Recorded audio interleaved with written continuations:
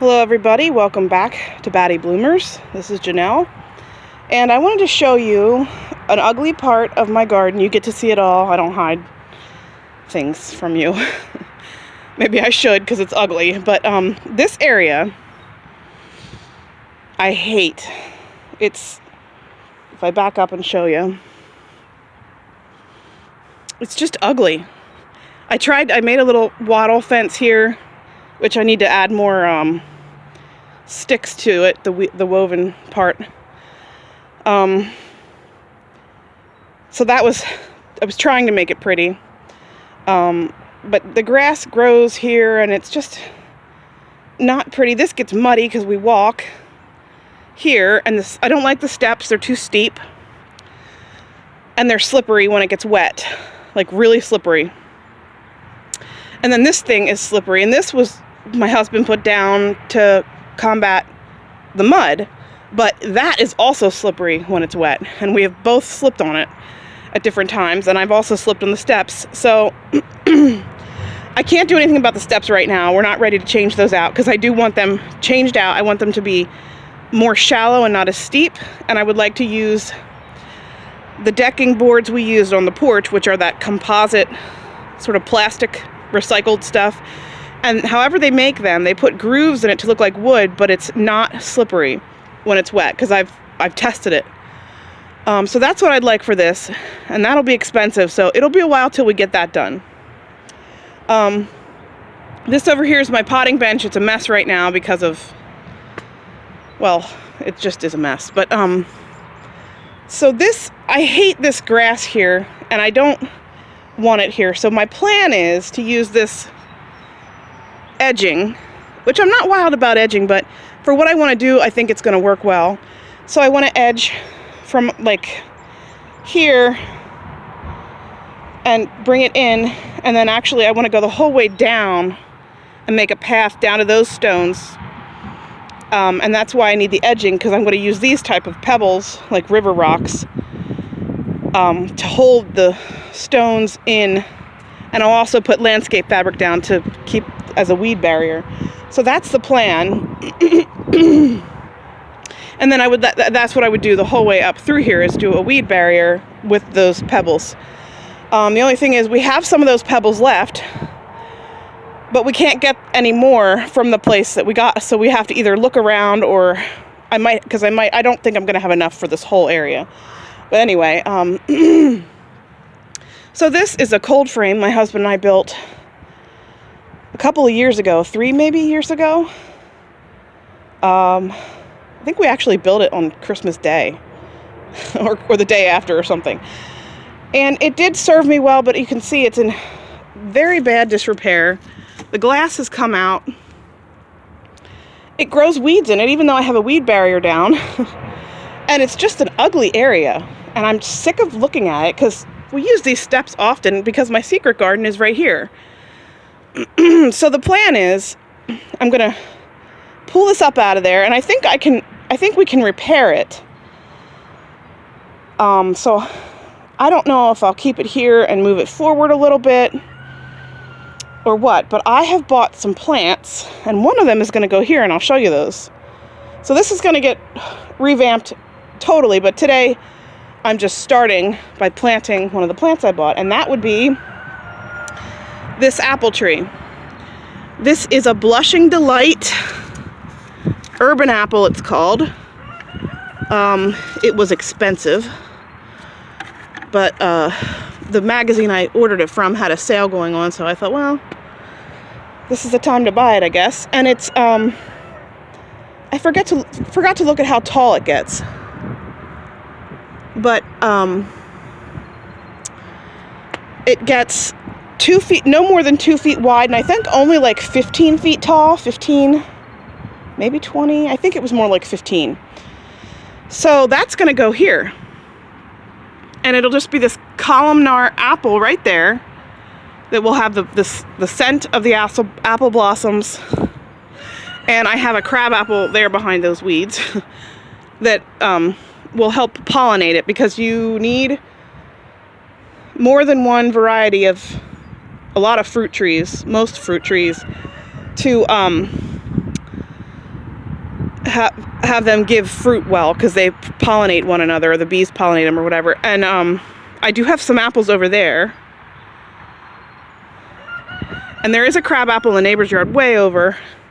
And crab apples do count, because they are in the apple family, that they can pollinate an apple tree. And actually, if I didn't have that crab apple there, the ones that I have over there would be enough. Like, it's close enough that it would cross-pollinate. So anyway, so that's the one thing I got here. And then I also ordered a hardy Chicago fig. Actually, Chicago fig is not the one I wanted, but the one I wanted they were out of in the magazine. So, and that's the only place I could find this in a magazine. I got it from Gurney's. And pros about ordering from Gurney's: it came quickly.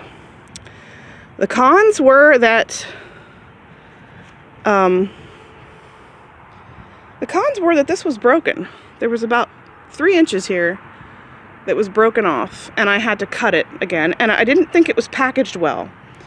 There was nothing. At least it has like it was in a pot, and it still has the soil and a bag around it, which is great. This apple tree, however, which was the most expensive thing I bought, came bare root, which I knew that, but it was completely dry. These roots were dry. There was nothing wrapped around them. Like, just wet newspaper would have been good, but nothing was wrapped around them. And there was like a piece of plastic just draped around the top of the tree. It wasn't, I don't know. I didn't think it was packaged well, but the pros are that it came quickly.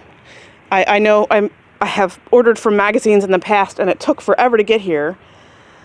It was summertime till you got whatever it was, and you get this dead stick.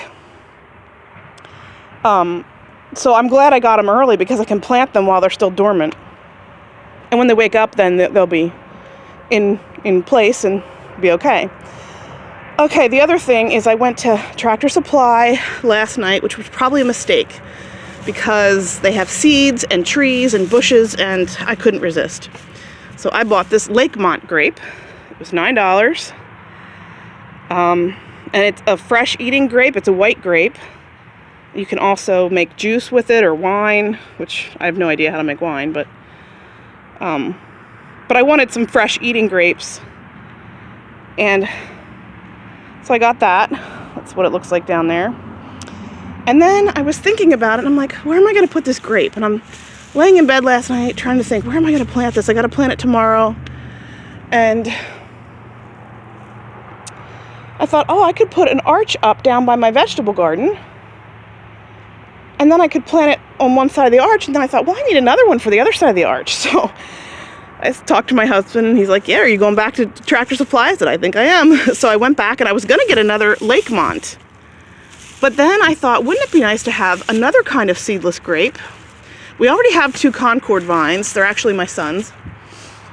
So I thought, I'll get, this is Mars seedless grape. It's like looks like a Concord type variety. But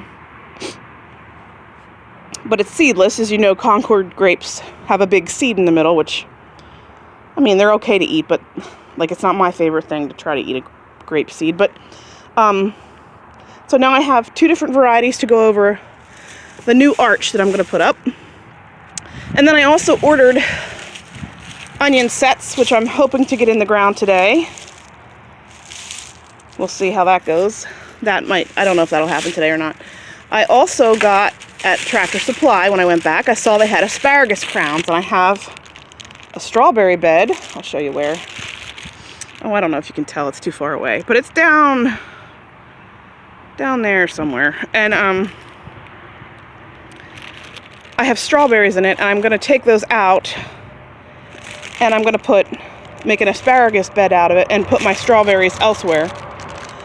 So I got 4 of these Martha Washington asparagus crowns, and there's 4 plants in here, and that was $5 for 4. So I got 4 packages of these, which means I got 16 of this type, Mary Washingtons. And then they had a purple variety, called Purple Passion. And I thought, oh, I gotta try that. So that was a little more expensive. It was only 3 plants for $5. And I only got one of these. Everything was cheaper than I thought it was going to be, so I should have bought a second one, but I didn't. But I think I have enough for now. And then, is that it? Let's see. Of course, I always have to buy a pack of seeds when I'm there. Every time I go, there's something new that pops out at me that say, oh, I probably need to grow that too. So I found some red cabbage. And I had red cabbage last year that I put around for ornamental. But I think I want to grow these to eat, because I think it would make really cool sauerkraut. And we like sauerkraut here. Well, my husband and I do. Some of the kids do. And it's so good for you. So, I don't know. Or even if I just store the heads over the winter next year, and I don't know what I'll do with them, but thought I want to try to grow them to eat this year. So I think that's all I bought. So I will try to show you what this looks like after I get it planted. I'm not going to bore you with me, showing you me ripping everything apart. It'd probably be comical, but I will show you the after, because I want to document this for myself so that I can remember what it looked like before and then the after, because I'm really bad about doing that. So I'm trying to start doing that. And there's another problem area. Also, we have a goose, or a duck.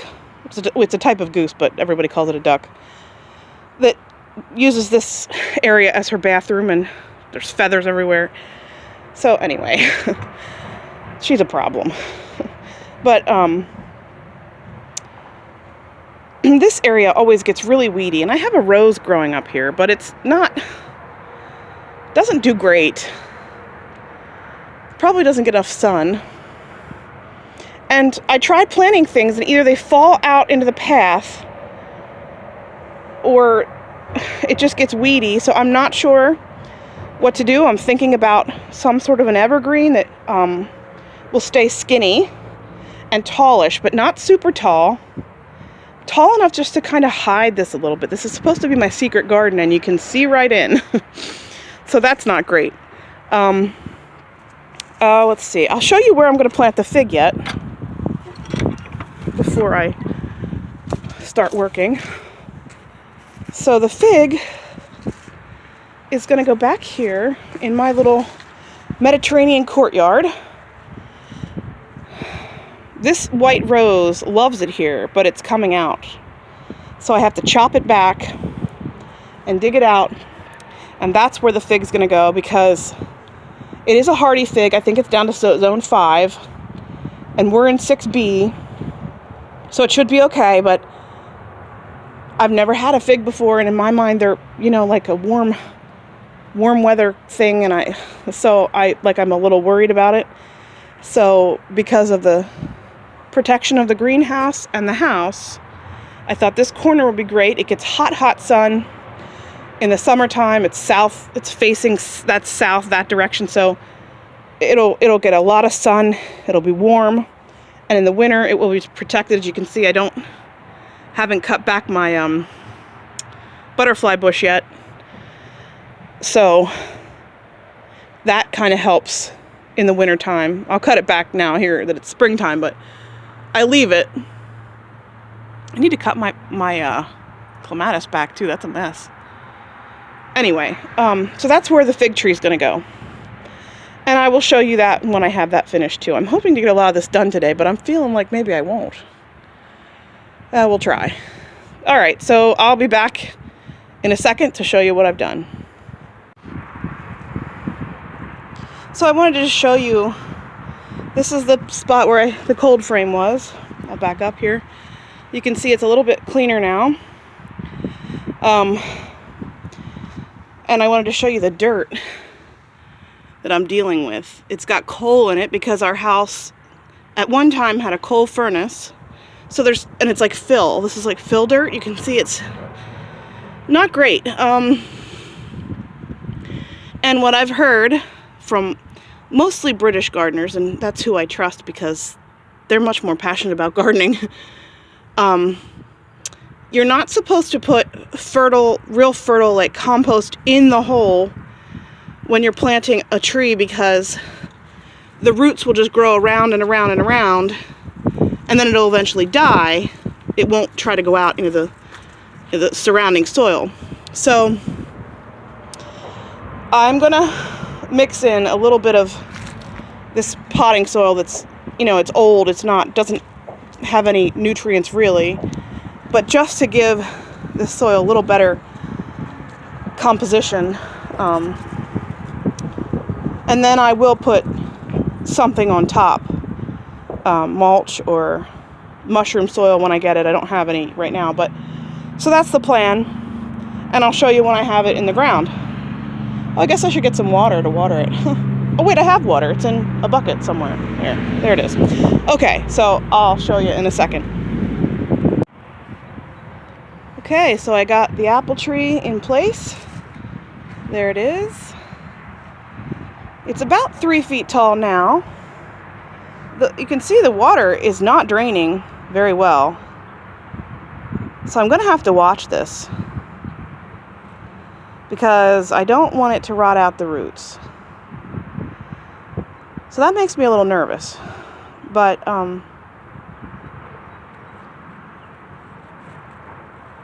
I am thinking maybe they tell you to put a little trench around a newly planted tree so that the water doesn't just all roll off and not get down to the roots.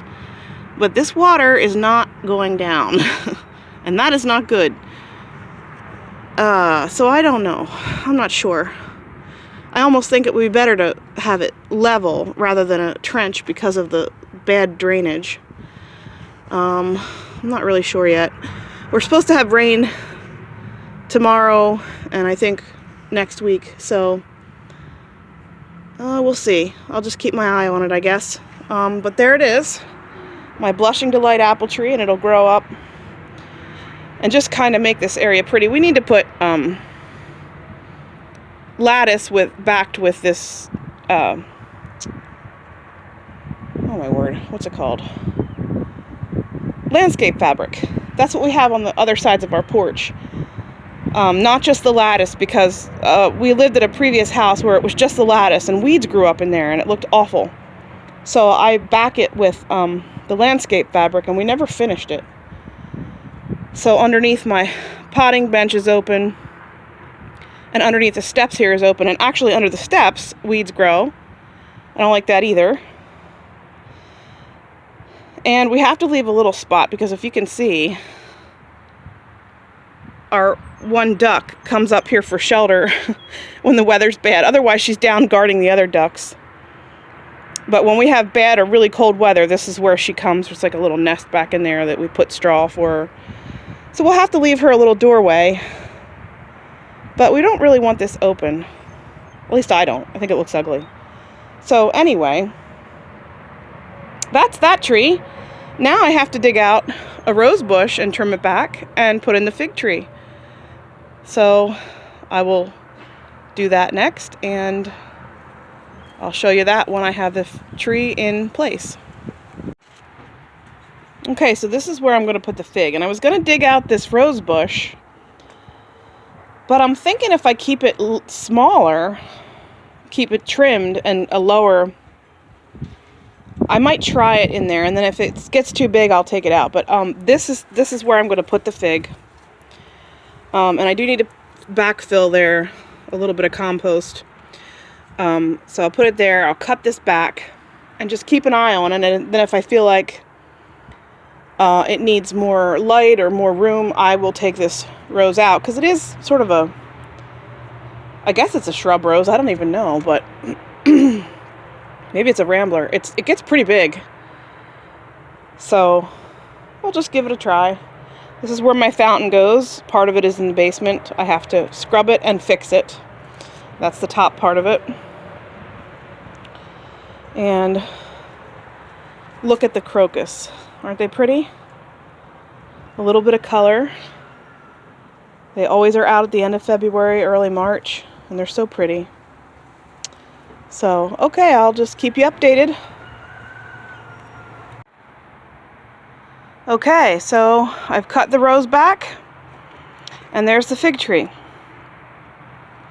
And I'll just have to keep an eye on this rose to make sure it doesn't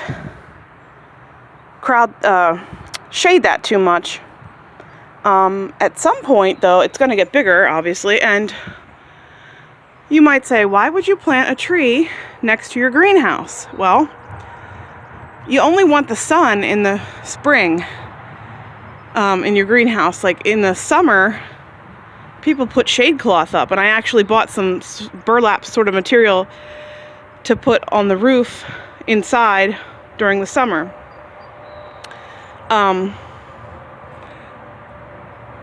So shade in the summer is a good thing. So I wouldn't want to plant an evergreen here where it would shade it all the time. But a deciduous tree is perfect because it'll help shade it when it needs the shade, and then it won't shade it when I need the sun. So that's the idea there. And another thing I forgot to tell you before, with this fig and the apple tree, I sprayed them both with neem oil.